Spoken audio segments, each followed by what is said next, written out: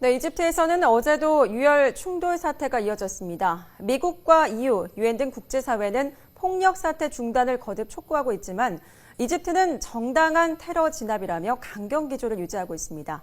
해결의 실마리가 보이지 않고 있는 이집트 사태와 관련한 움직임 자세히 알아보겠습니다. 런던 특파원 연결돼 있습니다. 김은건 특파원.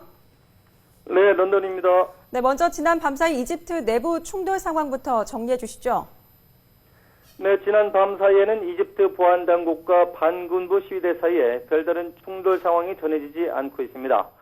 이집트 당국이 반군부 세력에 대한 강경 진압 방침을 거듭 천명하면서 시위도 일단 소강 상태에 접어든 것으로 보입니다. 하지만 어제도 이집트 곳곳에서 산발적인 충돌이 이어졌습니다.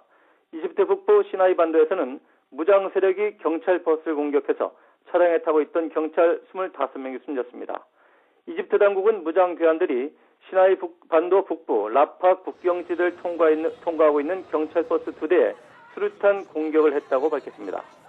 이에 앞서 반군부 시위를 주도한 무슬림 형제단 지지자 30여 명이 카이로 외곽의 한 교도소로 이송되던 도중에 탈출을 시도하다가 살해됐다는 보도도 나왔습니다. 네, 이집트 사태 해결을 위한 국제사회 움직임도 가시화되고 있는데요. 유럽연합 EU가 내일 외교장관 회의를 열기로 했다고요? 네, 그렇습니다. EU 소속 28개 회원국들이 이집트 사태 대응 방안을 논의하기 위해서 내일 긴급 외교장관 회의를 열기로 했습니다.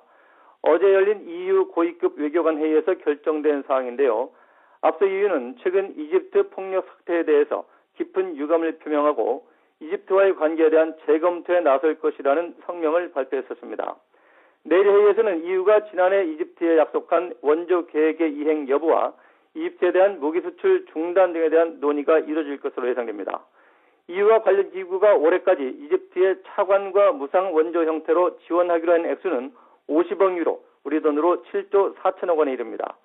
일부 EU 회원국들은 이미 이집트에 대한 지원을 중단한 상태인데요. EU 차원의 공식 결정이 나올 경우 이집트에게는 적지 않은 압박이 될 것으로 보입니다.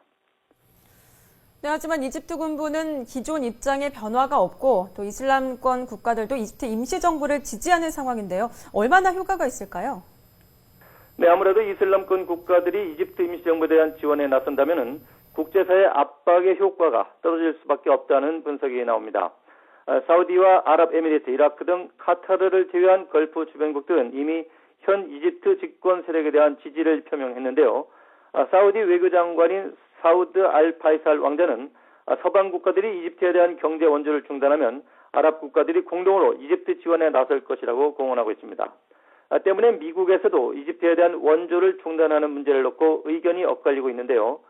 공화당 소속 존 맥케인 상원 의원 등을 중심으로 군사 원조를 즉각 중단하려는 목소리가 나오고 있지만 이집트 원조 중단이 오히려 미국의 대중동 정책에 부정적인 영향을 줄 수 있다는 지적도 나옵니다.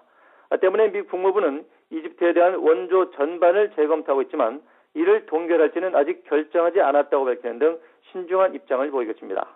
지금까지 런던에서 YTN 김은건입니다.